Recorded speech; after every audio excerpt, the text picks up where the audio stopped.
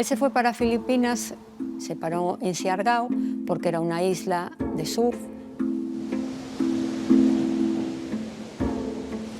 Yo me quiero quedar aquí, voy a formar mi vida aquí. Decía que aquello era su paraíso. A Diego lo conozco yo al poco tiempo de estar en la isla. Me llamó la atención porque lo vi como muy enérgico, rubio, ojos azules, con los tatuajes.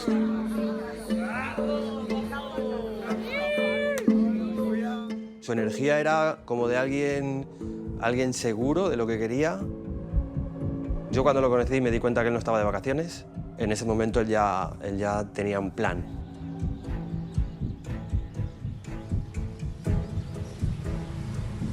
Mañana abrimos, tengo ya electricidad. Aún le quedan un par de cosas.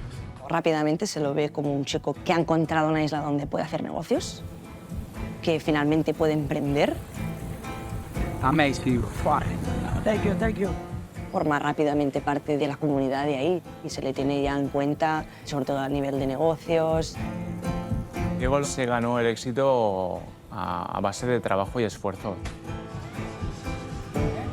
Y el éxito a veces, en un sitio como este que es tan pequeño, pues hay gente que no le puede sentar bien. Este chico ahora está en la cresta de la ola, o sea, está arriba. Si me pongo en el lugar de otros, pues sí que me puede generar celos.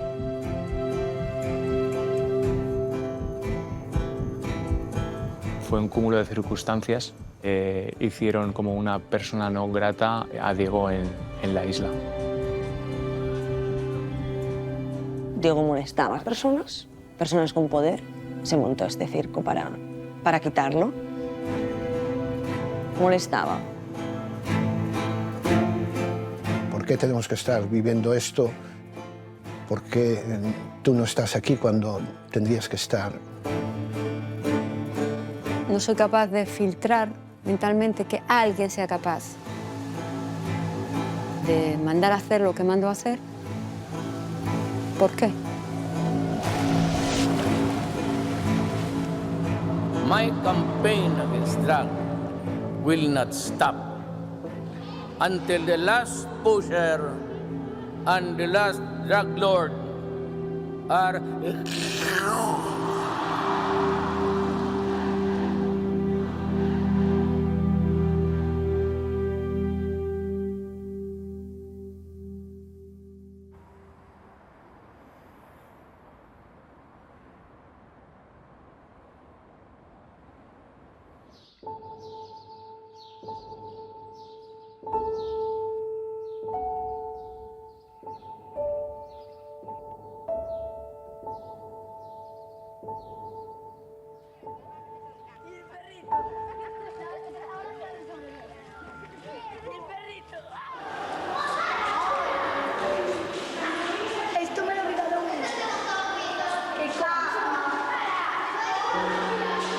Diego de pequeño era la sensación de tener no un niño, sino tener 5 o 6, de lo movido que era. Diego por inquietos parecía que eran varios, pero no, era uno solo. Muy cariñoso, muy inquieto, pero bueno, muy sano al mismo tiempo. Hola, buenas noches. Estamos el día antes de la comunión mía. Él era todo querer estar fuera de casa, querer conocer sitios nuevos, querer viajar. Y yo, pues, soy más casero, soy más tranquilo. Bueno, casábamos muy bien, a pesar de ser muy diferentes.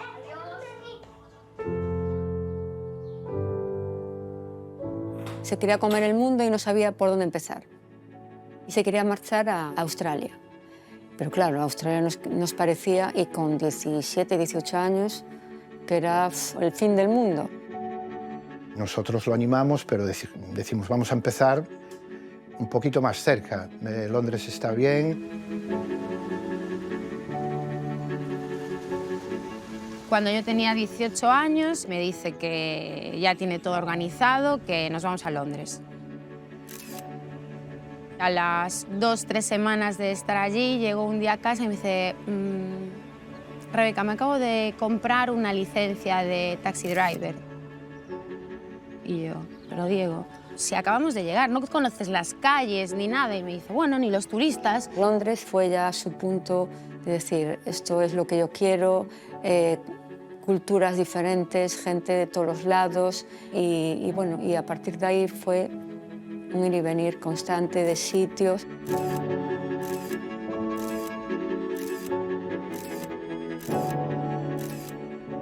La gente lo veía desde fuera, ¿no? Decía, bueno, Diego, por el mundo, adelante, de aquí para allá, pero en verdad era una persona súper organizada, con las ideas muy claras, muy maduro.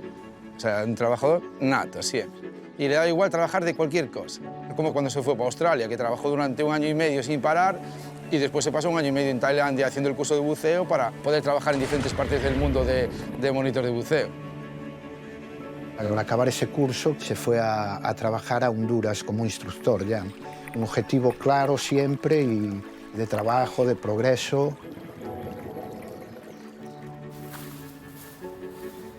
Después de empezar a viajar, muchas veces intentó vivir aquí en Coruña y era imposible. Porque decía, quiero estar aquí 1 año, 1 año y pico, pero estaba aquí 4 meses y necesitaba marchar. Pero todos los veranos aquí siempre volvía. Diego siempre volvía todos los veranos. Healthy, que le encantaría a César. Este vídeo lo tiene que ver César. César, neno. Get ready, bro, vamos. Cuando venía aquí tenía el poder de reunirnos a todos siempre. Todos íbamos a ver a Diego. Siéntate ahí en el medio, Diego. Voy a recorrer esta ciudad, voy a quedarme en el mar para toda la vida. Qué bueno, ¿eh? El plan de Diego no era irse a Filipinas, el plan de Diego era irse a Australia, pero como ya había estado allí, no sé qué problema tenía con la visa y tenía que esperar para poder entrar en el país y decidió irse a Filipinas.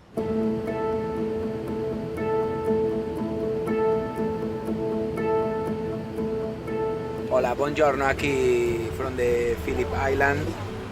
Estamos aquí en el puto Para, espera que enfoque aquí un poco el temazo.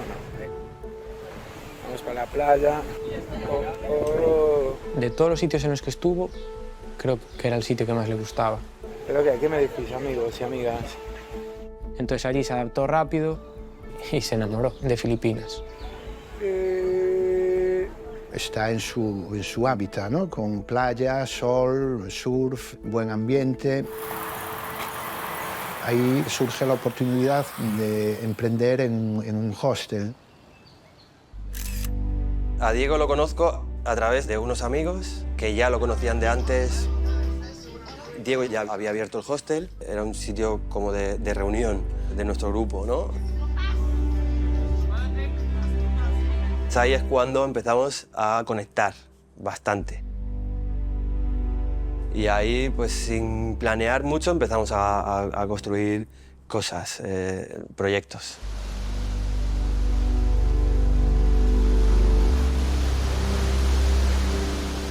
A Diego lo conozco yo al poco tiempo de estar en la isla. Recuerdo que estuvimos hablando porque me preguntó si éramos españoles, luego me dijo que él era de Coruña. Me llamó la atención porque lo vi como muy enérgico, ¿sabes? Con los pendientes, con los tatuajes. Y desde entonces, al ser una isla tan pequeña, pues te empiezas a cruzar constantemente y diariamente. Y ahí es cuando empezamos pues, a tener un poco más de relación entre ambos.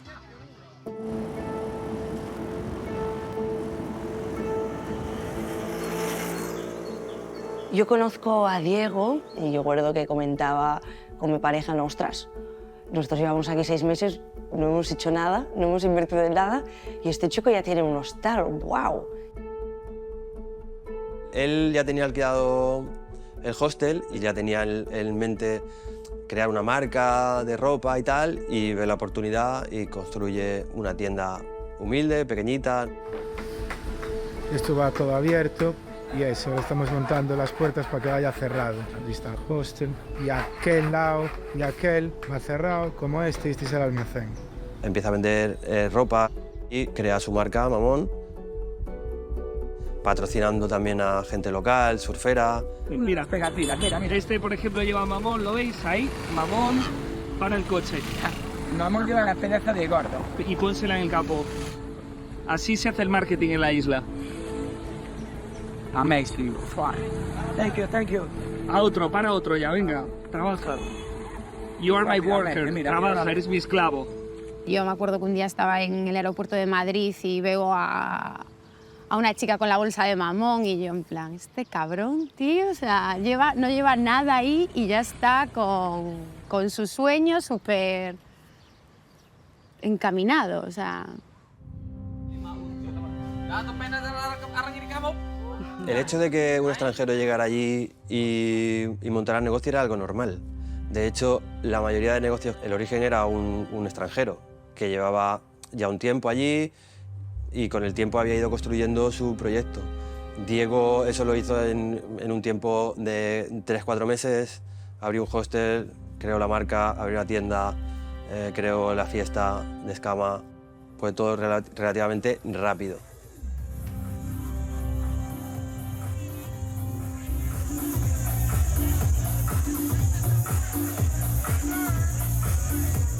La Escama era una fiesta de música electrónica que hacía Diego en un garito de un tío filipino que Diego se lo alquiló para montar fiestas. Nosotros pensamos que con la cantidad de turistas que vienen de Europa, Australia, Estados Unidos, de diferentes sitios, la música electrónica ahí podría funcionar. Somos nosotros dos los que organizamos esta fiesta periódicamente, una vez a la semana.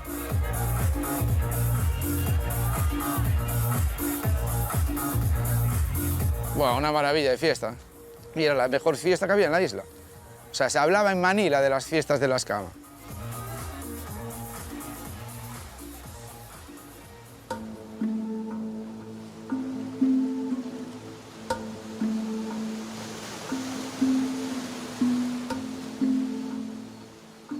Siargao es una isla virgen que está completamente todo por hacer, pero hay un punto de inflexión y toda la gente joven alrededor de Filipinas quiere ir a Siargao.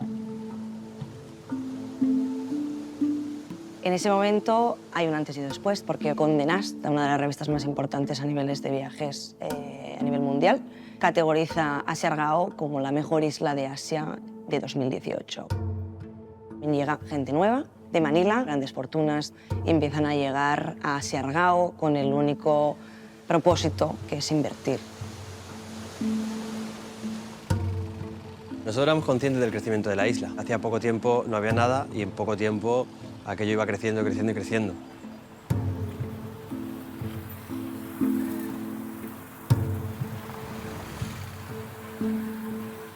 La Tourist Road es la carretera que cruza básicamente, digamos, todo General Luna. Yo encontré un terreno que estaba, digamos, también localizado en la Tourist Road. Llegamos a un acuerdo con el tema del precio y demás. Yo hablé con Diego y le propuse montar la Santa. Queremos, digamos, dar un salto de calidad respecto a los otros establecimientos que hay instalados en la isla. Bueno, la mesa ahí tiene que estar un poco más para adelante, para hacer lo de los tours, el bar. Nosotros teníamos el servicio de restaurante, que ofrecíamos desayunos, comidas y cenas, el servicio del club, y luego la tienda de ropa, el estudio de tatuajes y la tour operadora. La Santa sí que supone un antes y un después, porque hasta el momento Diego había hecho negocios poco ostentosos. Entonces, digamos que la Santa es como el proyecto, ¿no?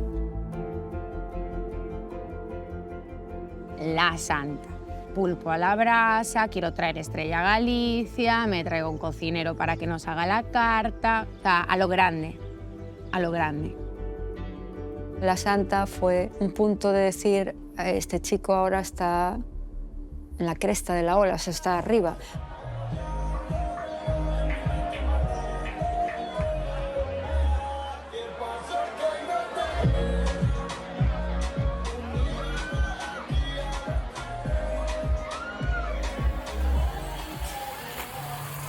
Nosotros empezamos a tener problemas a las 2 semanas de abrir. La Santa era un local abierto, no tenía muros, no tenía paredes y el sonido se iba hacia todos lados y podía llegar a molestar.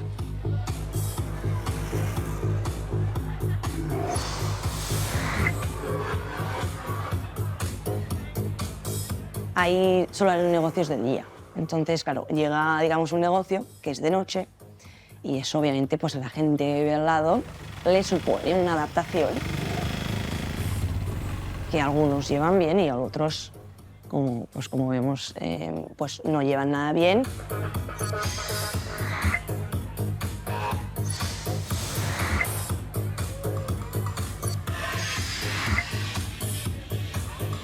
En una ocasión también vinieron a la puerta durante la noche y nos tiraron bolsas de basura cuando la Santa estaba cerrada.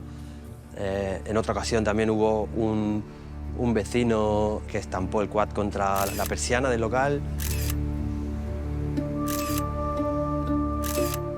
En todo momento entendíamos que aquello no era nuestra casa, que estábamos en un sitio donde hacía 5 años era totalmente diferente, mucho más tranquilo, y respetábamos que la gente que llevaba allí toda la vida pues pudiera no gustarle lo que hacíamos nosotros.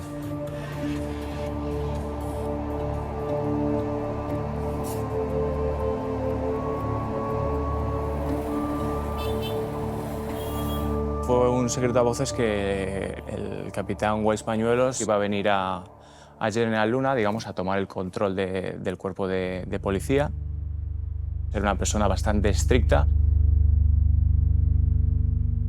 A Pañuelos lo conozco por un reportaje que hicimos en la revista. But rice is it good for babies, you think?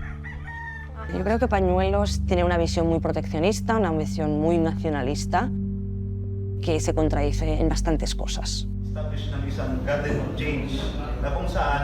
El turista siempre es un amor y odio, ¿no? Lo necesito para vivir, pero a la vez me está destruyendo la isla.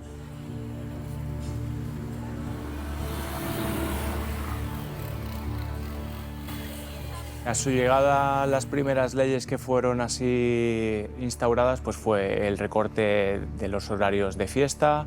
La policía y el gobierno de allí decidió empezar a cerrar los sitios a las 12:30, 1 de la madrugada. Nosotros la seguimos a rajatabla y cada día se cierra a las 12:30. Pensábamos que se acabó el problema, pero no fue así.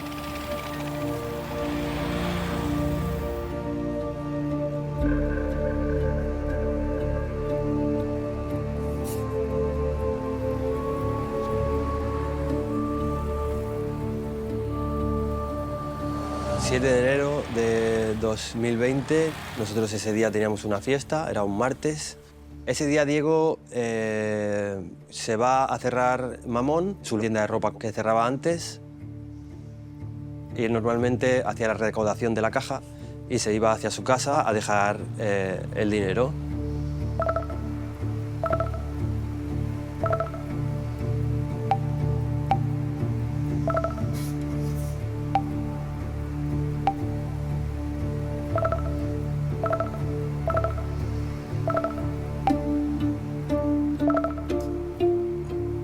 Veo a la tatuadora que me hace gestos como que baja, baja, y me hacía así con el teléfono. Entonces yo bajo y me dice, Arturo, me acaba de pasar algo, estoy un poco nervioso, ¿podrías venir para hablar? Y le digo, sí, voy ya.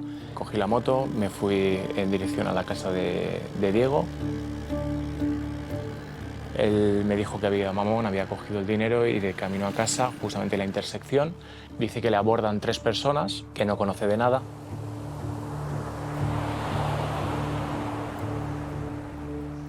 Le dicen alto, alto, Diego, Diego.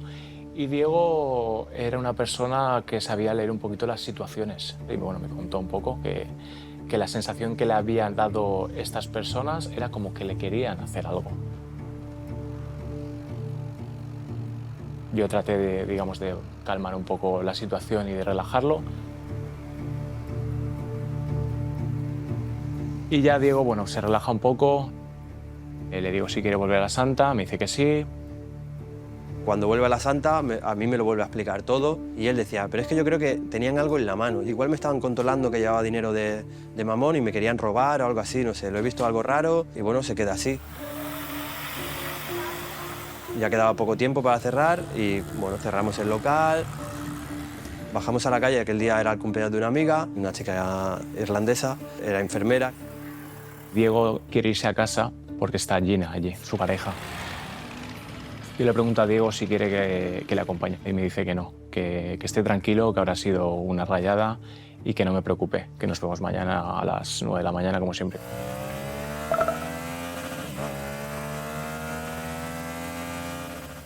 Y Pedro y yo decidimos seguir con unos amigos a beber unas cervezas.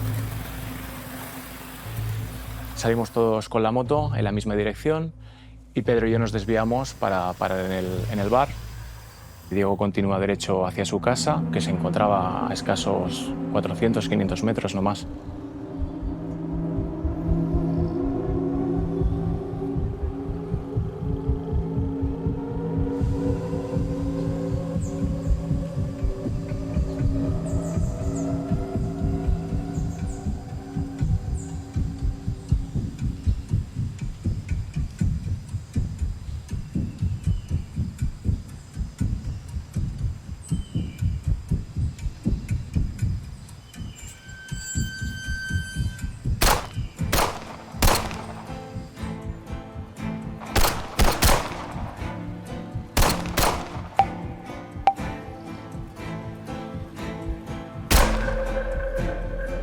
Y en ese momento me suena el móvil, pero no lo cojo. Pido la bebida, pido el tabaco, me vuelve a sonar y ya lo cojo. Y era Gina, me dice, ven corriendo, porfa, que estoy escuchando disparos. Estoy escuchando tiros fuera de casa, ven corriendo. Entonces yo en ese momento le digo a Arturo, coge la moto y tira para casa de Diego. No le digo ni qué, ni por qué, ni nada. Estábamos muy cerca de su casa. Y cuando yo llego a la intersección veo a una persona que me da el alto. Yo decido continuar derecho, acelerar a fondo y cuando estoy llegando a la casa de Diego veo un grupo de personas que portaban linternas. Dos de ellos se aproximan rápidamente hacia mí apuntándome con un arma y me dicen que me tire al suelo. Yo prácticamente lancé la moto, me puse de rodillas e inmediatamente por detrás llegaba Pedro. Pedro venía acompañado con una chica, a él lo bajaron, la chica la apartaron y a Pedro también lo pusieron de rodillas. Y no entendíamos nada, solo eran gritos, nosotros preguntábamos qué pasaba, ellos solamente decían que no nos moviéramos, nos apuntaban con una pistola. Me preguntan a mí qué hago allí y yo le digo que la mujer de Diego nos había llamado porque algo había sucedido, que qué es lo que pasaba, que qué es lo que pasaba. Y en ese momento ya viene uno, se acerca a mí, pregunto qué pasa, qué pasa, qué pasa, y me dice, tu amigo estaba vendiendo cocaína. Y ahí ya cuando conecto la llamada de Gina, de los disparos, porque en ese momento yo no podía reaccionar, no conectaba una cosa con la otra, no conectaba ni siquiera a Diego hasta que el policía me dice que tu amigo está vendiendo cocaína. Entonces ya ahí no me cuadra nada. La policía estaba muy nerviosa porque no se esperaban que nosotros fuéramos a llegar tan rápido. En uno de esos momentos se acerca Jennifer, que era la chica que estaba con Pedro por aquel entonces, que él era enfermera. Y nosotros le preguntamos que si por favor Jennifer puede ir a atender a Diego. Nosotros no sabíamos ni dónde estaba, ni si Diego estaba vivo, estaba muerto, qué es lo que había sucedido. Entonces Jennifer se aproxima a la zona en la que creíamos que estaba Diego. Diego estaba en el descampado que había justo enfrente de su casa, detrás de la valla.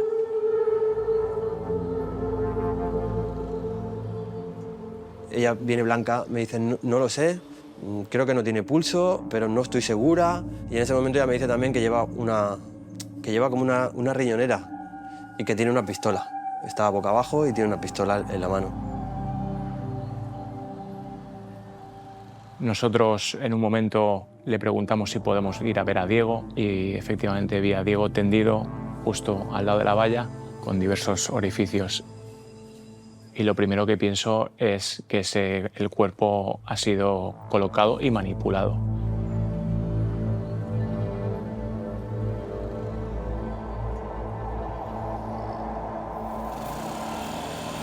Entonces en ese momento viene una ambulancia y ya lo sacan de donde estaba y lo cargan en la ambulancia y nosotros preguntamos que dónde van. Nos dicen que al hospital de La Paz. Es un trayecto de casi 40 minutos en mitad de la noche. se te empiezan a pasar un sinfín de cosas por la cabeza. Desde qué es lo que ha sucedido, será verdad, no será verdad, qué es lo que va a pasar, quién va a haber en el hospital, qué es lo que nos va a pasar a nosotros a partir de ahora.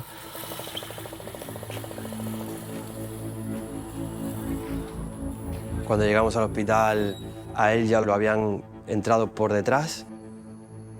Nosotros llegamos a la recepción, solo había una enfermera y a mí la enfermera me dice, tu amigo está muerto. Como diciéndome, no sé qué hacéis aquí. Y en ese momento, bueno, Arturo se desploma. Jennifer intenta reanimarlo y tal, y yo me puse nervioso, y empecé a gritar y entré dentro del hospital. Había un policía, no me dejó pasar, yo me dio igual, entré, le dije que me dejara verlo, que dónde estaba. Hasta que consigo llegar a un patio, bueno, y está allí solo, en una camilla, fuera, en la calle, solo. Y ahí ya sí que me acerqué a él y ya, bueno, ya sí que me di cuenta de que no estaba.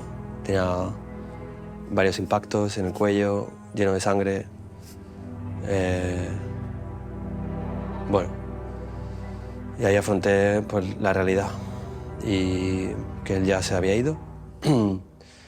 Y solamente, bueno,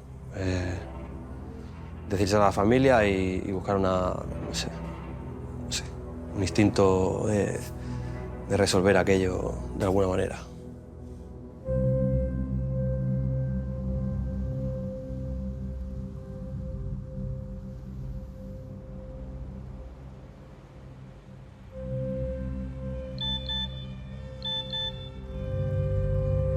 A través del Instagram de la Santa le mandé un mensaje a su hermano, a Bruno. Estaba en el supermercado y me llegaba un mensaje privado del Instagram de la Santa.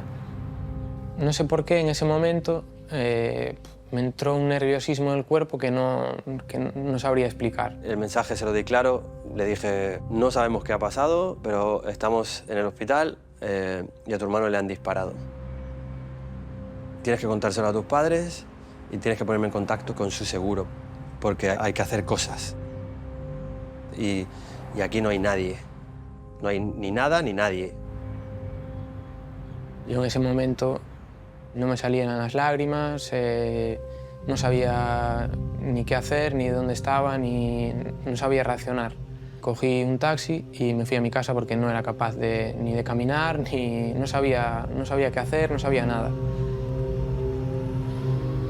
De camino a mi casa llamé a mi madre, me dijo que estaba llevando a mi abuela a su casa, que iba a ir para casa pues, en 10 minutos o así, y le dije, bueno, pues ya nos veremos en casa. Porque claro, sabía que no se lo podía decir por teléfono, no es algo como para contar por teléfono, y menos pues, a mi madre. Yo pensé alguna cosa que había pasado y le digo yo, pero Bruno, ¿es algo importante? Sí, es muy importante. ¿Y es algo malo? Bueno, ya te lo diré al llegar a casa. Entonces fui nerviosa, pero jamás, de los jamases, pensé en Diego. Y llegué a casa y no estaba Bruno, tardó 5 minutos. Subió por las escaleras y entonces me agarró por los brazos y me dice, es Diego. Y yo, ¿qué pasó? Es que estaban en la Santa y hubo una pelea y dispararon y Diego se murió. Y no sé, es que no... Me quedé que no sabía lo que hacer, es que me faltaba el aire, es que empecé de un lado para el otro y Bruno, mamá, por favor, mamá, por favor. Solo recuerdo que mi madre decía, no me lo puedo creer, no me lo puedo creer, no me lo puedo creer. Eso se me quedó grabadísimo. O sea, es algo que no me voy a olvidar nunca, pero vamos. Tuve que llamar a mi padre también, lo llamé creo que 2 o 3 veces y creo que mi padre sí que ya se olía que algo mal podía haber pasado. Algo se me encendió. Diego. Le pasó algo a Diego. Le pasó algo a Diego. Le pasó algo a Diego, claro, seguro. Diego. Cuando llegó, pues creo que ya ni le dijimos nada. O sea, creo que nos vio las caras y ya sabía que pues que Diego había muerto. Y me lo dijo Bruno, muy sereno, muy tranquilo, muy entero. Fue Bruno el que se puso delante de mí y el que me marcó el camino. Yo tengo que ir con Bruno, y entonces como que me agarré a él, y entonces no sé el tiempo que pasó, no sé, y yo creo que a partir de ahí no tengo recuerdo. Bruno tomó las riendas de los movimientos, de hablar con Guille, el amigo de los dos, de Diego, de Bruno, abogado. Guillermo es un amigo mío que conocí en un equipo de triatlón de aquí de Coruña. A veces, cuando estás en momentos complicados, necesitas salvavidas que tienes a mano, y Guillermo pues, es un salvavidas y no pude escoger mejor. Tenía el teléfono en la mesilla y vibra. Cojo el teléfono y veo que es Bruno. Digo, joder, qué raro, Bruno me llama a las 11 de la noche. Bueno, lo cojo y lo primero que le digo es ¿qué pasó? Y me dice, oye, Guille, han matado a mi hermano, tráemelo.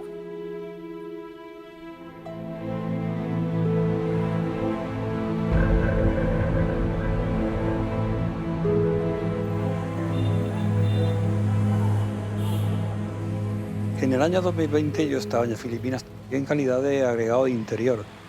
La primera noticia me llega a través de la segunda jefatura, de la Embajada de España en Filipinas, quien me comentó que acababa de ocurrir un hecho, el asesinato de un ciudadano español. Independientemente de eso, pues era noticia de primera plana en toda la prensa de Filipinas. Patay ang isang Spanish national matapos sumanong manlaban sa drug operations. Spanish national matapos sumanong manlaban. Ang suspect na ilasab nga top 1 na drug personality sa retail. La muerte de un ciudadano español en el transcurso de una operación policial, lo que ellos llaman una bypass operation, que es una operación o una redada o una falsa compra de droga por parte de un agente encubierto, en este caso un policía. Para ipalit og 10 grams nga cocaine.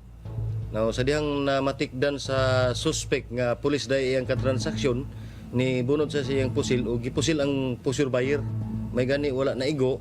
So ang backup sa pusher buyer mo ni retaliate, naigo ang lawas sa biktima. Toda la televisión destacaba el hecho de que se trataba de un gran traficante de drogas. Ellos lo calificaban como un lord de las drogas, como un número 1 de tráfico de drogas en Siargao.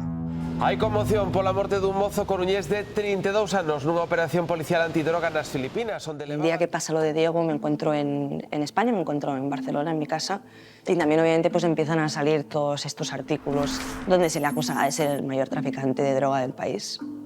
Una cosa inverosímil. Diego podía ser muchas cosas, pero no era un traficante. Ese día es horrible. Yo ese día me los pasé llamando a esos periódicos llorando, por favor, borrasen eso, porque no, o sea, eran surrealistas. No entendíamos nada.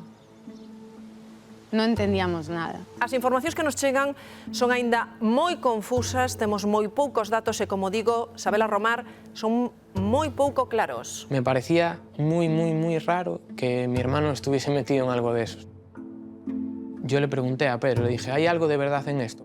Pedro me dijo que si estaba loco, que cómo iba a estar mi hermano metido en eso y demás. O sea, yo no me lo creía, pero quería tener la certeza 100% de que era mentira. Lo de la droga yo sé que es mentira porque nosotros no hemos tenido relación. Además, ¿qué pinta un tío que tenga negocios ganando dinero y que esté vendiendo gramos de cocaína en un sitio donde está terminantemente prohibido y peligra tu vida? O sea, que no tiene ningún sentido.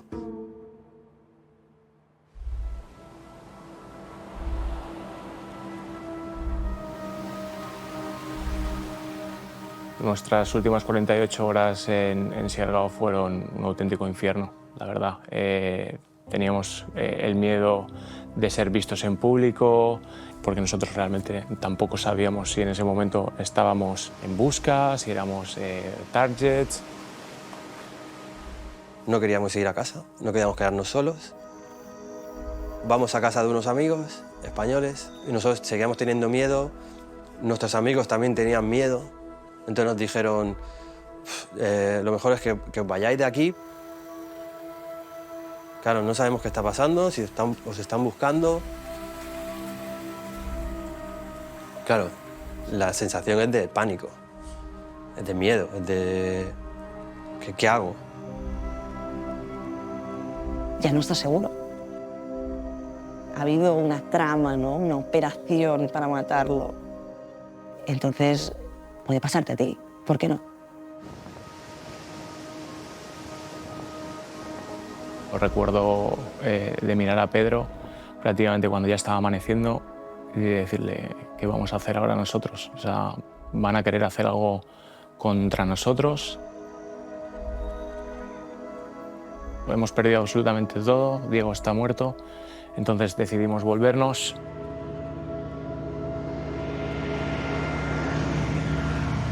En el momento que el avión despega, ahí es cuando me vino el golpe.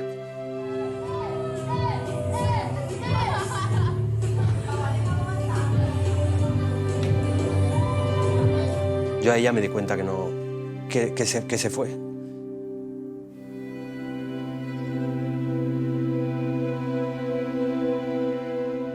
Y que no solo se fue él, se fue mi vida también, se fue lo que teníamos nosotros,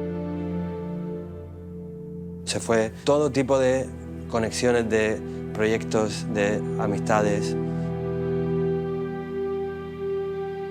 que se fue todo.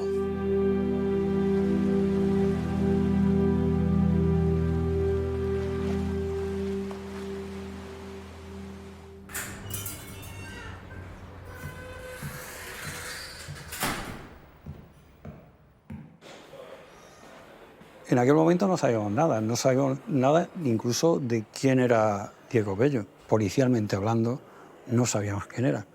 Y sí que hice una gestión y comprobamos que Diego Bello no tenía absolutamente nada, estaba limpio. Además estaba limpio en España y en Filipinas. Tampoco teníamos una información de lo que había ocurrido realmente. En ese momento lo que había era el informe preliminar de la policía filipina. Un informe de escasamente 2 folios, en donde se daba cuenta de una operación policial, de una redada de compra y venta de drogas, con el resultado de muerte. No se daba cuenta de nada más, no se explicaba cómo se produjo la muerte, quiénes eran los agentes que intervinieron, no se daba absolutamente ningún detalle de nada de lo que ocurrió aquella noche.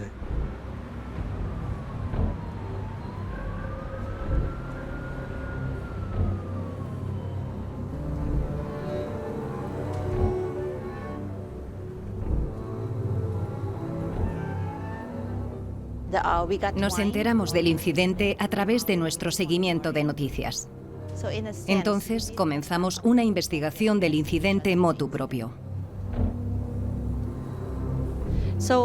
Debemos entender que la guerra contra las drogas tuvo lugar a partir de 2016.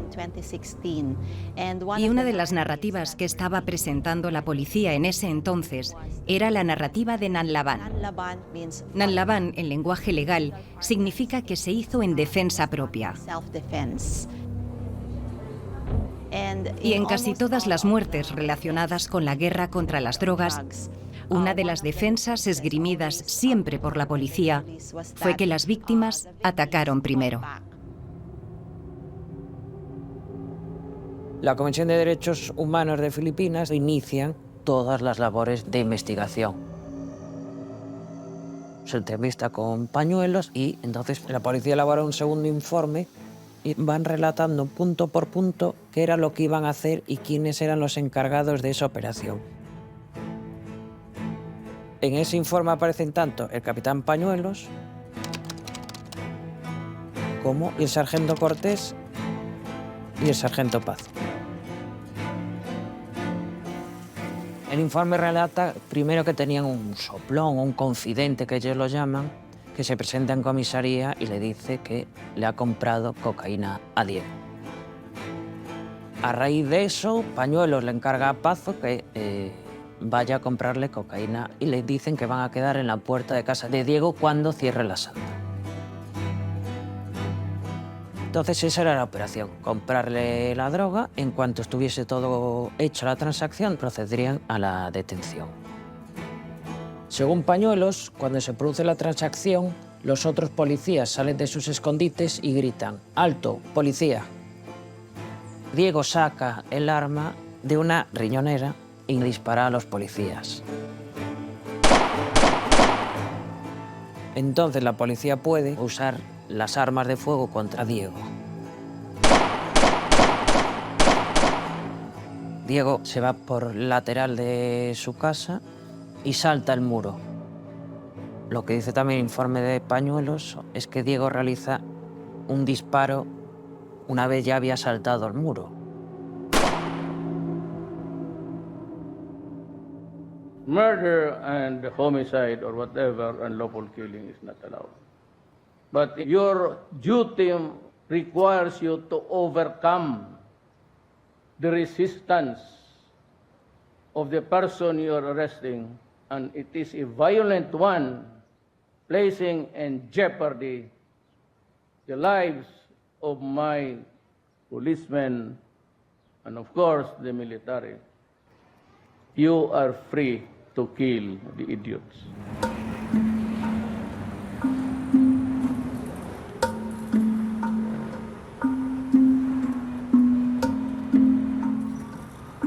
Es una excusa muy conveniente decir que hubo una operación antidroga, que fue sorprendido en el acto y se resistió al arresto. Ese es el patrón que se suele seguir en los asesinatos de la guerra contra las drogas en Filipinas. Y eso es algo que ha estado bajo sospecha en Filipinas, porque si se cree el relato de los grupos de derechos humanos, estiman que 30.000 personas han muerto durante la guerra contra las drogas. Si nos guiamos por las cifras oficiales de la Policía Nacional de Filipinas, algo así como 6.000, más de 6.000 sospechosos se resistieron al arresto. ¿Todos estos sospechosos portaban armas?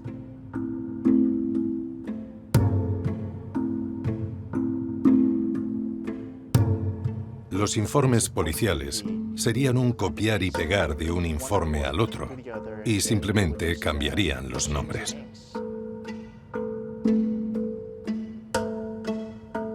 Es casi una rutina, es casi un procedimiento que no debería ser, porque ese no es el procedimiento operativo estándar de cómo debería operar la policía en Filipinas.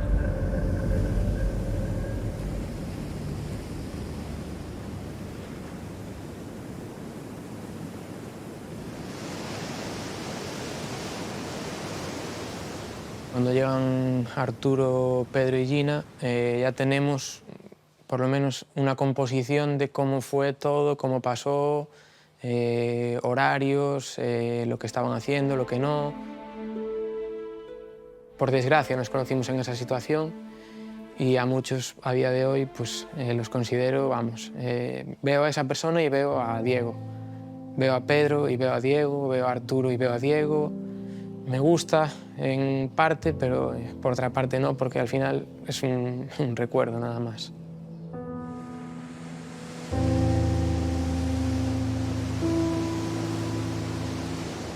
Recuerdo que en Coruña estaba lloviendo. Y Diego era una persona muy querida y muy conocida en Coruña. Había muchísima gente el día del velatorio y el día del funeral. No me sorprendió cuando vine aquí la cantidad de gente. Tanto gente de Coruña como gente de Sudamérica, de Tailandia, de Australia, de diferentes partes del mundo, en los que Diego habían compartido parte o un periodo de su vida, pasaban por allí y yo sabía cómo trataban a Diego y cómo lo veían, me lo esperaba.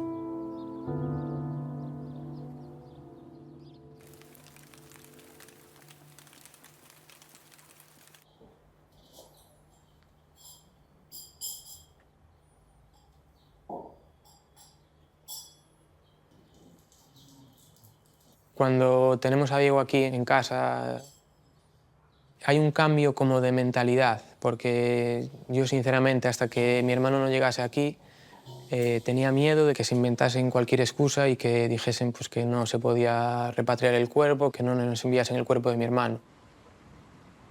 Pero sí que es verdad que una vez aquí, pues no sé si decir que la tristeza se convierte en rabia o en qué, pero sacamos mucha fuerza para crear pues, la Asociación de Justicia para Diego.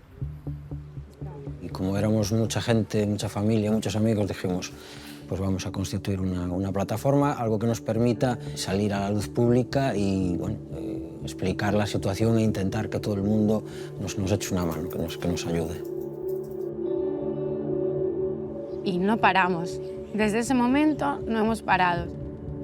Tú te vas a encargar del Facebook, de la plataforma, tú te vas a encargar de las notas de prensa, yo me voy a encargar de esto. O sea, desde ese momento todo el mundo quería ayudar, hasta gente que no conocía a Diego. Para desmontar toda la mentira que creó la policía filipina. ¿Pero dónde están las pruebas de que era traficante? Queremos velas. Filipinas puede ser un país corrupto, pero Diego es un ciudadano europeo. Y en Europa esto no se permite.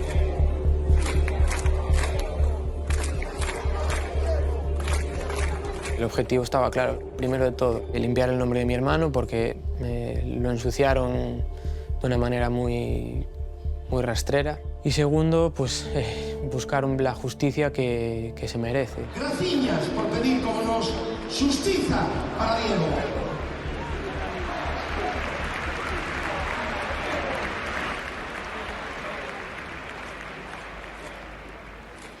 Comparezco para dar cuenta del Consejo de Ministros extraordinario en el que hemos aprobado el ya anunciado estado de alarma y las medidas que este implicará para hacer frente al coronavirus, al COVID-19. Cuando más auge podía tener la noticia, llegó el COVID. La plataforma nos rompe porque la paraliza, los medios no nos hacen caso, todo nos cuesta muchísimo más. Yo nunca tiré la toalla, porque era lo que me mantenía en pie. Hay que seguir, hay que seguir, hay que seguir. Los comentarios eran, no vais a conseguir nada, en esos países ya se sabe. Y de repente, en julio de 2020, se hace público el informe de la Comisión de Derechos Humanos en Filipinas.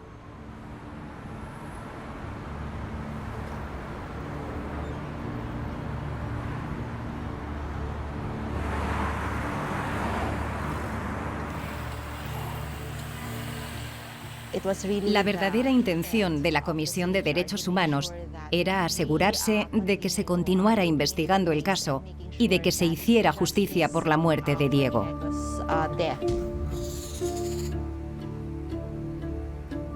Los hechos contradicen la versión policial. Esto es muy importante.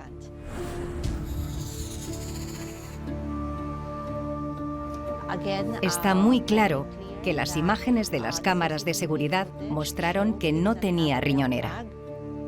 Contrariamente a lo que afirman los policías, no sacó un arma. A mí me llama mucho la atención que si a ti te pegan 6 tiros en todas las partes de tu cuerpo y tú llevas la riñonera o cruzada o en la cintura, donde sea, se llena de sangre. Y sorpresa que la riñonera no tenga ningún tipo de sangre. Es una cuestión obvia.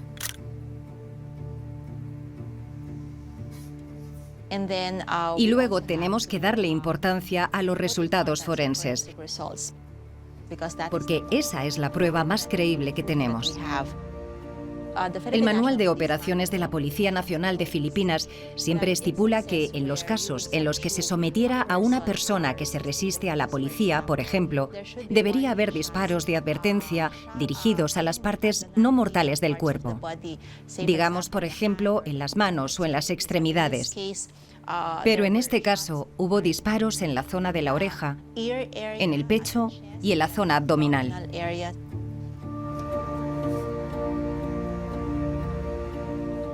Las múltiples heridas de bala siempre indicarían una intención muy fuerte de matar a Diego.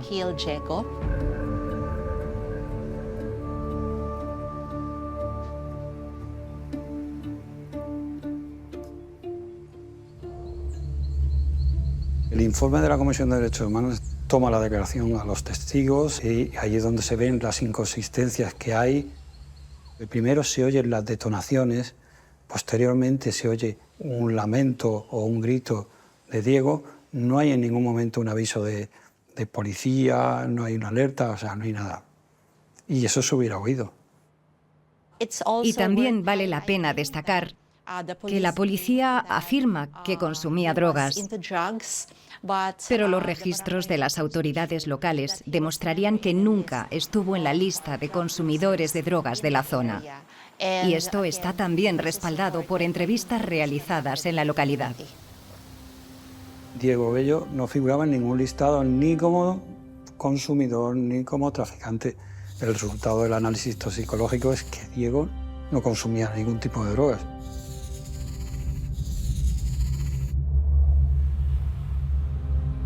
El informe de la Comisión de Derechos Humanos es taxativo. Es contundente, es completo, es riguroso.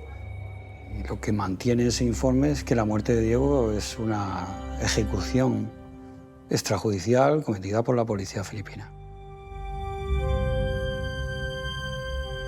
Esta investigación sí que encontró que hubo una violación de los derechos, una violación al derecho a la vida. Pero Derechos Humanos no tiene poder judicial, no puede enjuiciar casos, solo puede recomendar a los organismos fiscales que presenten cargos contra estos agentes de policía. Cuando la Comisión de Derechos Humanos hace público su informe, se lo envía al NBI, que es la Policía Judicial Filipina. En el momento en que el NBI lo recibe, lo estudia e inicia su propia investigación. Las noticias que vamos recibiendo de la Comisión de Derechos Humanos son como rayos de luz en medio de tanta locura e incertidumbre. Entre otras cosas, porque en ese informe se incluye la amenaza de muerte que sufre Arturo.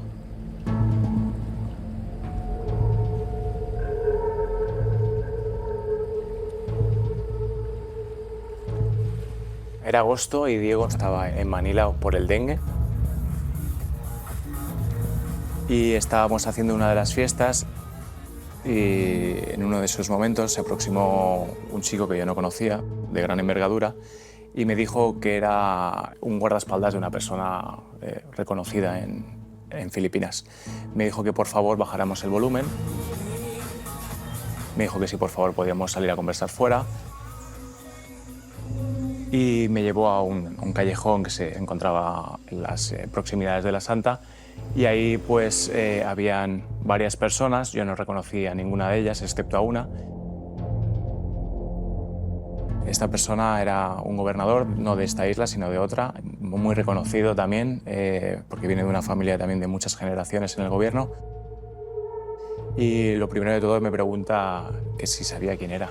Y básicamente me empieza a decir que nosotros no podemos realizar este tipo de negocio, que por qué estamos molestando a la gente local, que hay gente que vive, que hay gente que necesita descansar, cuando bueno, nosotros realmente lo que hacíamos era lo que nos habían permitido. A él le molesta porque tiene una casa enfrente que alquila por Airbnb y sus clientes se quejan. Y nos dice que no podemos tener música alta delante de su casa. Y la conversación empezó a subir un poquito de tono y ahí es cuando yo recibo la amenaza de muerte, en el que me dice explícitamente: tú no sabes quién soy yo, yo te puedo hacer desaparecer y tirarte en un manglar. Que sabe quién somos y que nos va a pegar un tiro y nos va a tirar al manglar.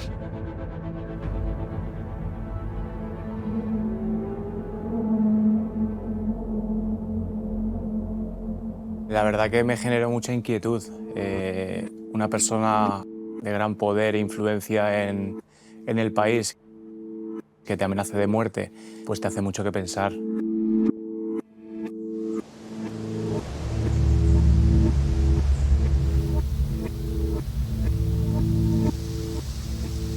Tenemos una reunión en la que, bueno, ahí ya barajamos la posibilidad de quitar fiestas, etcétera, etcétera, y hablamos con algunos de los matúas también para comentarles la situación.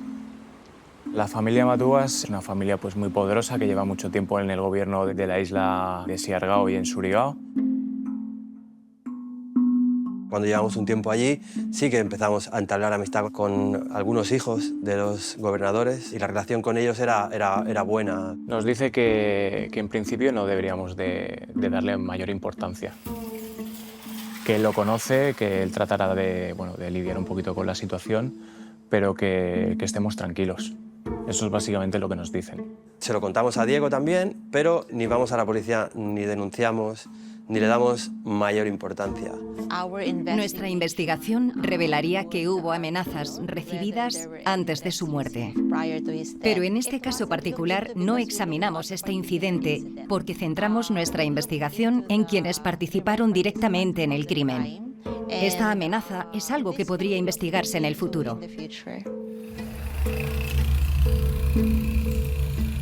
Si se siente amenazado por alguien por el tema de la santa, nos lo habría contado, fijo, o sea, segurísimo. Y sería lo primero, además. Él nunca tuvo la sensación de peligro real. Nunca.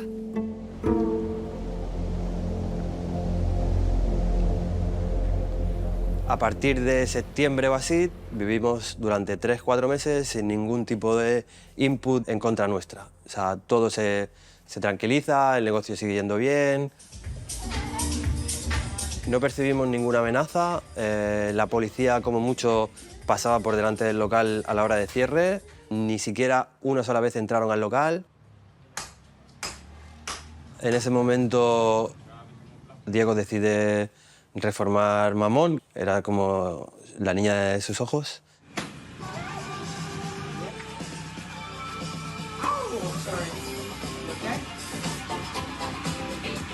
Diego estaba en una fase de expansión total, en todos los sentidos. Okay, hello Gina. We are just traveling around General Luna. No solo quería focalizarse en un tipo de negocio. A Diego le hacía feliz estar creando y proyectando. Mañana abrimos, tengo ya electricidad. Aún le quedan un par de cosas. Tenía un proyecto con Gina para abrir un spa y nosotros habíamos firmado ya un contrato para una tierra enfrente de la Santa e intentábamos aprovechar todo tipo de oportunidades.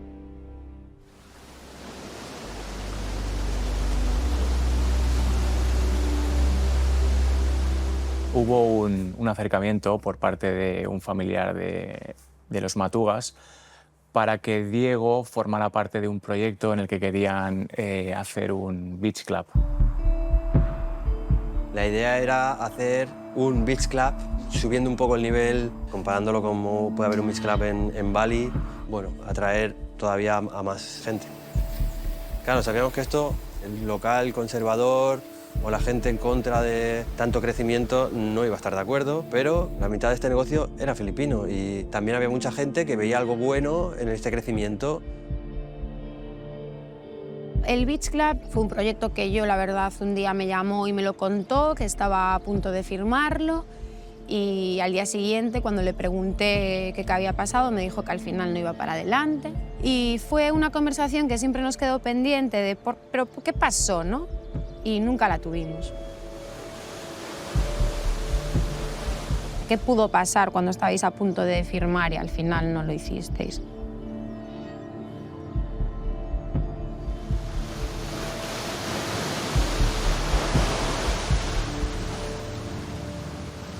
Un día me cogió un tipo, uno que lleva mucho tiempo allí, está muy metido ya, ha calado ya en la estructura filipina, y este me cogió un día y me dijo, mira, chavales, yo os aprecio, pero yo el otro día sentado en una mesa, salió el tema de Diego. Y yo solo te pido que le digas que se relaje. Porque hay inversores filipinos fuertes que quieren sacar todos los negocios que hay en la carretera de extranjeros, los quieren sacar de en medio y quieren ellos traer aquí su negocio, igual que se ha hecho en El Nido, o igual que se ha hecho en Bali hace tiempo, o igual que se ha hecho en otras partes del mundo. Y eso pues también es un aviso hacia los demás.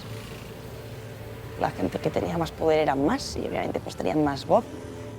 Entonces ya digamos que el tablero había cambiado. Había mucha gente que había intentado montar algún negocio, invertir dinero y por lo que sea no funcionaba, y a Diego prácticamente lo que pensaba le funcionaba.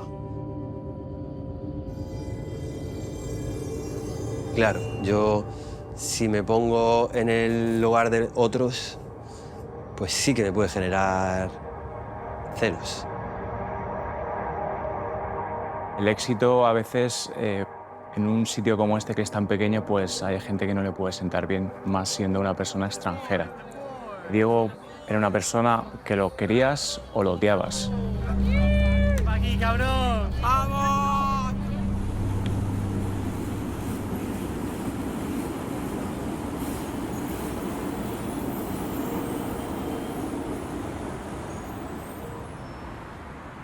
Nosotros tenemos miedo de que las presiones que existían en la isla sobre este caso pudiesen paralizar toda la investigación del NBI.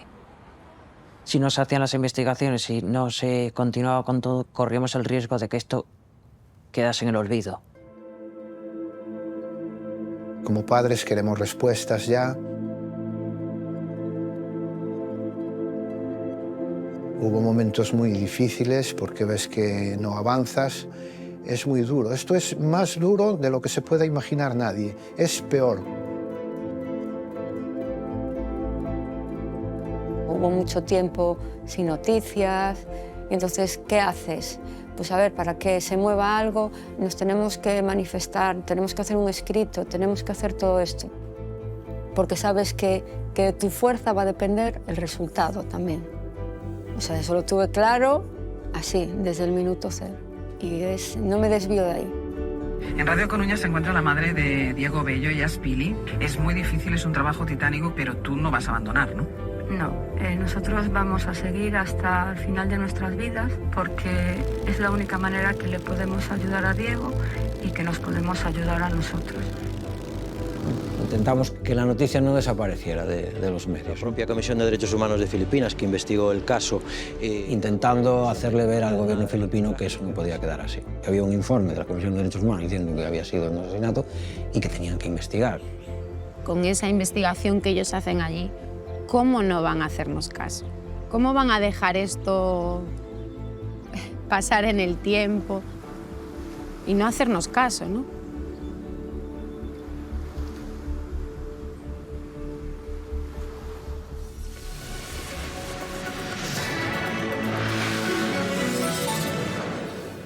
En Filipinas, la última investigación sobre la muerte del español Diego Bello desmiente que el empresario gallego tiroteado hace 2 años tuviese relación con el narcotráfico, como dijeron en su día los agentes. La investigación imputa ahora a los 3 policías que lo mataron a tiros.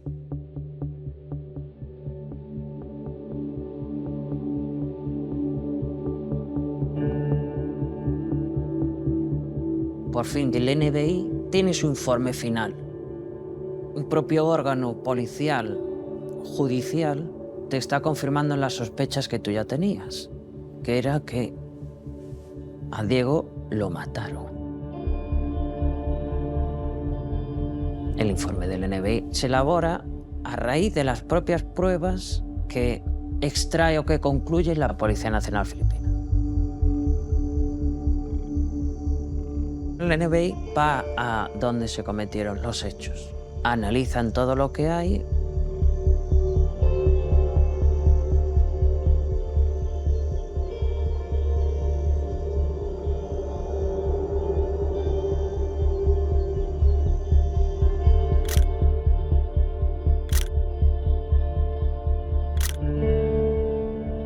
Y dicen que es imposible, que esto no ocurrió así. Los policías cuentan una versión, pero la realidad de las pruebas es otra completamente distinta. Según el informe del NBI, no coinciden las declaraciones de los funcionarios que hacen en el primer informe con la posición de los casquillos, es totalmente diferente. La disposición de los casquillos le dice al NBI que Diego tendría que haberse movido en círculo rodeando a los policías. Los disparos de Diego estaban en un triángulo casi perfecto y dentro de ese triángulo estaban todos los casquillos de bala de los policías. Con lo cual, Diego corrió alrededor de ellos, supuestamente, los policías en el medio disparando a Diego sin que Diego les diese a ninguno, y después de dar la vuelta alrededor de ellos, se escapa por el lateral de su casa y salta el muro, que es donde aparece el cuerpo, la riñonera sin sangre, la pistola, todo. Para el NBI resulta muy difícil de creer que en un enfrentamiento armado a tan corta distancia nadie más que Diego Bello resultara herido o muerto.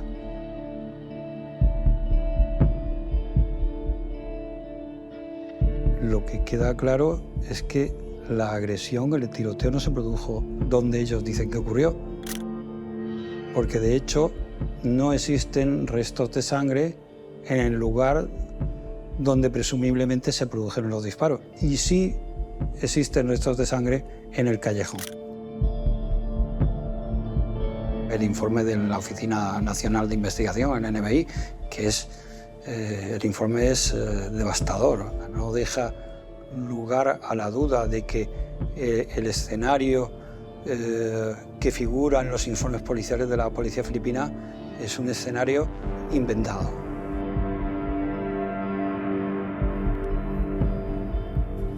Lo que dice también el informe de Pañuelos es que Diego realiza un disparo una vez ya había saltado el muro. No aparece el casquillo, pero el NBI encuentra un casquillo de bala enterrado en la tierra al lado de donde estaba Diego. Y sorpresa mayúscula, ese casquillo pertenecía a uno de los miembros de la Policía Nacional Filipina y no a Diego. En concreto, corresponde al arma del sargento Cortés.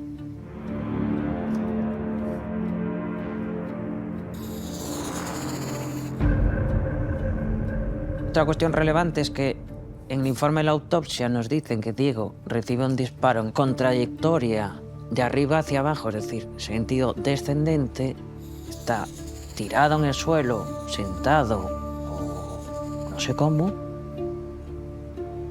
y le pega un tiro. Eso es rematar a alguien. Esto es una ejecución. Conforme al informe del DNBI, la versión que da la Policía Nacional no es creíble.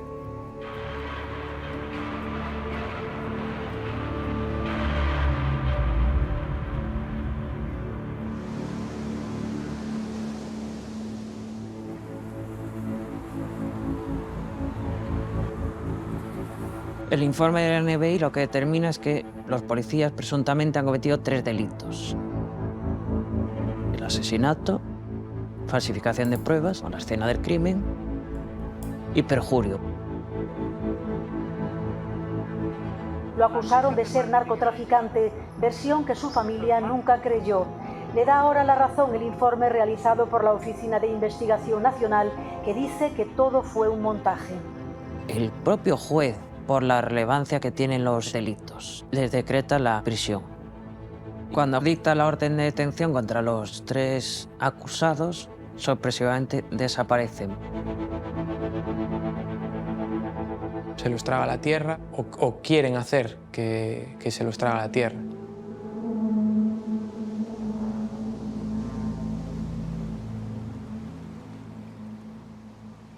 Era un desgaste continuo.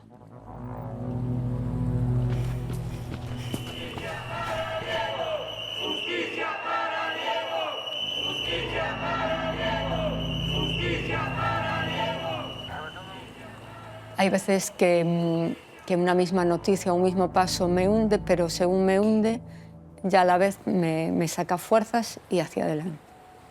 Lo único que te queda es luchar, luchar. Somos cobardes y os asesinos. O gobierno filipino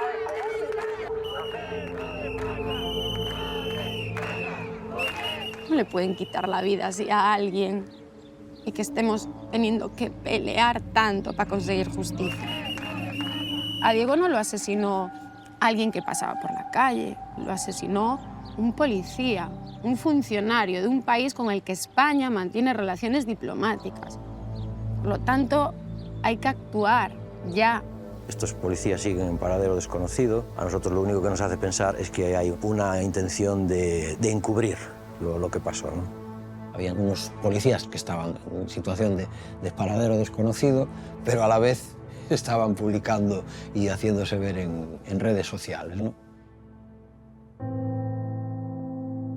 Me creo perfiles en las redes sociales falsos, sigo a los policías para ver lo que dicen y tal. Entonces pues empiezo a hacer comentarios, la verdad no agradables, y al final me fueron bloqueando en todo eso. Pero el saber de ellos y que estaban en movimiento es como que estáis ahí, vamos a llegar.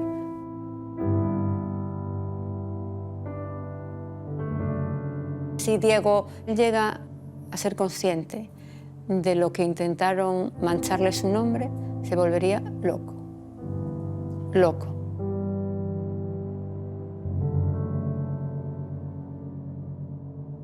Había que pensar otra forma de hacer presión.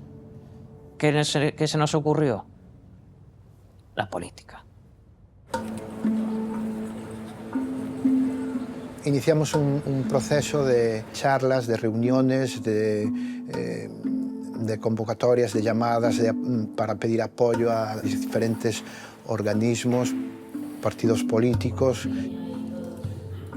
Estamos todos implicados en este tema y todos queremos que se sepa la verdad y sobre todo todos queremos que se haga justicia a Diego. Fuimos a la embajada filipina en Madrid a hablar con el embajador, a pedir qué pasa con nuestros policías, por qué no se entregan, en dónde están. Y con la justificación, según ellos, que están desaparecidos. Es mentira, porque sabemos que están localizados. Tengo la firme esperanza de que el asesinato en 2020 del joven español Diego Bello no quede impune. Este crimen, que ha conmovido a la opinión pública española, debe ser castigado. El proceso penal no debe seguir bloqueado. Las fuerzas del orden filipinas tienen que actuar. Los padres de Diego Bello merecen justicia. Muchas gracias. Me pude entrevistar bilateralmente con 4 senadores de Filipinas con el ruego de que nos ayudaran y que al llegar a su país pudieran intentar desbloquear esta situación. Y también manifesté mi esperanza de que el caso Diego Bello, que iba a empañar las buenas relaciones entre Filipinas y la Unión Europea, pues que experimentara un avance en el proceso judicial y que cuanto antes los policías fueran detenidos. Lo que percibían todas las autoridades políticas filipinas, cada vez que salían de Filipinas, siempre tenían encima de la mesa el asunto de Diego. Siempre. Que a nosotros, con perdón, tocaban los cojones a todo el mundo. Incluso cuando Europa o otros representantes tenían que ir a Filipinas, lo primero que les sacaban era el tema de Diego.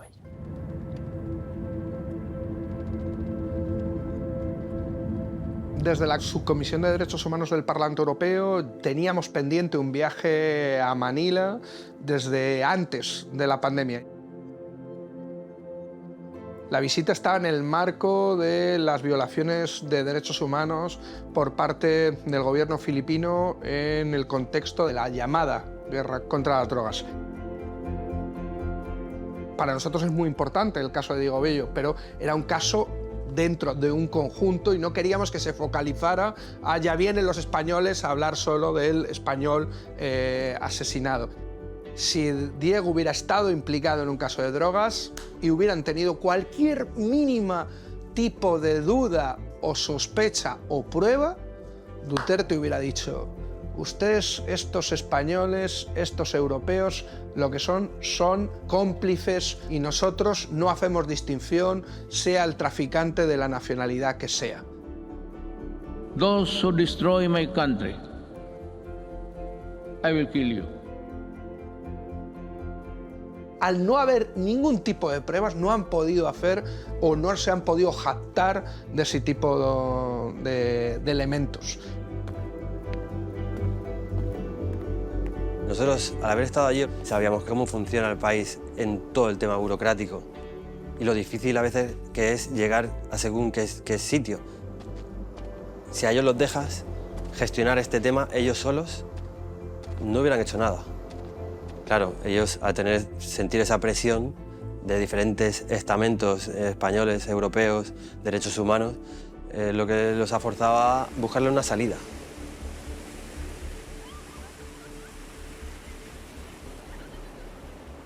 In other news, 3 policemen involved in the death of a Spanish businessman during a drug operation in 2020 surrendered to authorities. En febrero del 23, los policías se entregaron voluntariamente, o más bien los invitaron a que se entregasen después de todas las presiones que había. El día que vi los policías esposados es como una pequeña liberación de la opresión que tengo en el corazón. Era un deseo que era lo que me estaba dando fuerzas y lo que me sigue dando fuerzas para poderle hacer justicia a Diego.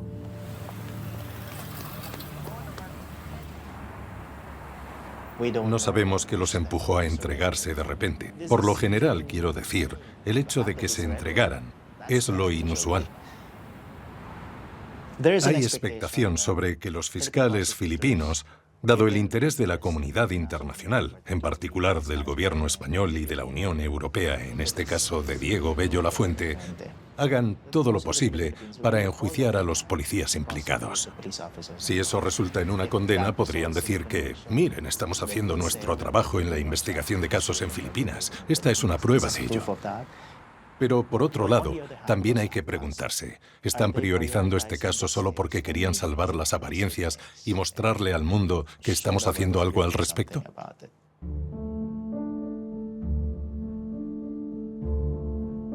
Diego representa a los miles de personas, hombres y mujeres, que fueron asesinados durante la guerra contra las drogas.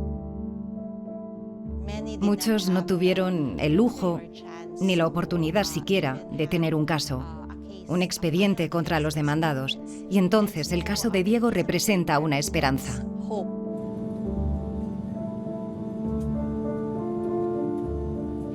Y creo que eso se debe en gran medida al hecho de que la familia nunca desistió, nunca olvidó su muerte y continuó encima del caso.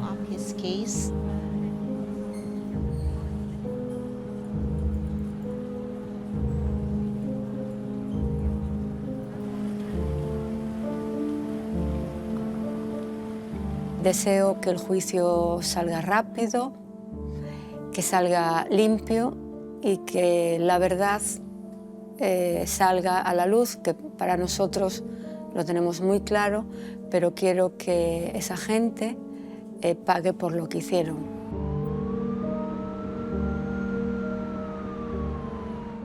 Medio paso ya lo conseguí, que es que esta gente esté en la cárcel.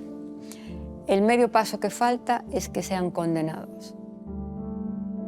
Mirarles y que ellos me vean a mí. Tengo que verlos y lo más cerca posible.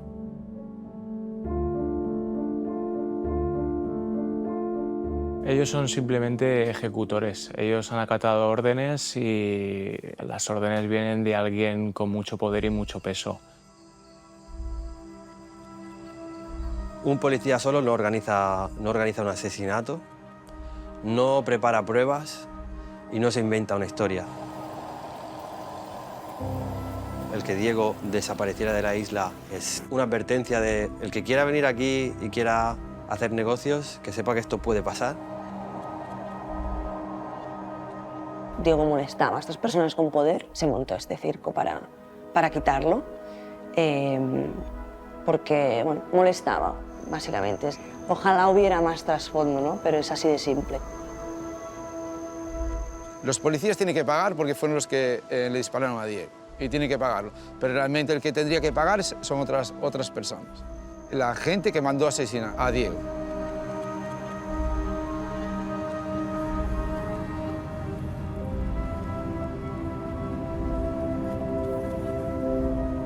El juicio no trata para saber cuál fue el motivo que llevó a los policías o si alguien se lo ordenó.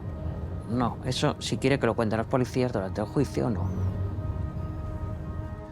Pero aquí lo que venimos a determinar es que lo han matado y eso tiene que quedar en la sentencia.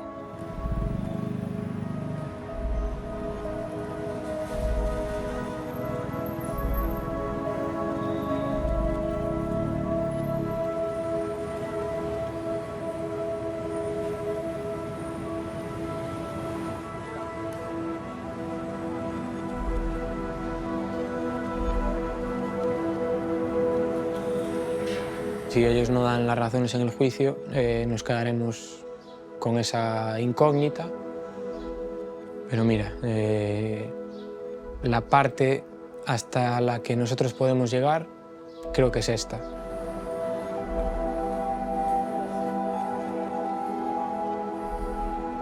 Creo que no hay manera de llegar más allá y si ellos quieren cargar con eso toda su vida y entrar en la cárcel cuando otro se lo mandó a hacer, es problema suyo.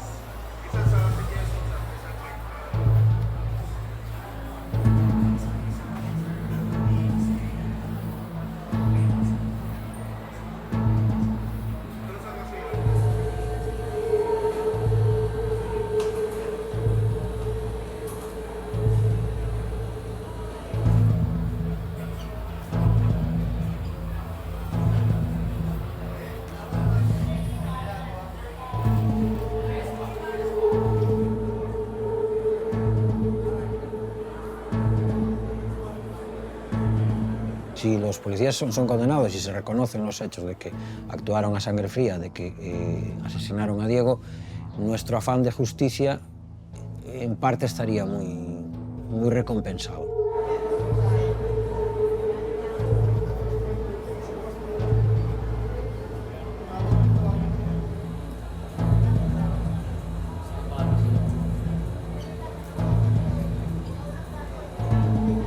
La posibilidad de que haya gente que esté en el anonimato y que haya sido autores intelectuales de eso, que lo hayan encargado a los policías, bueno, eso sería una etapa posterior, ¿no?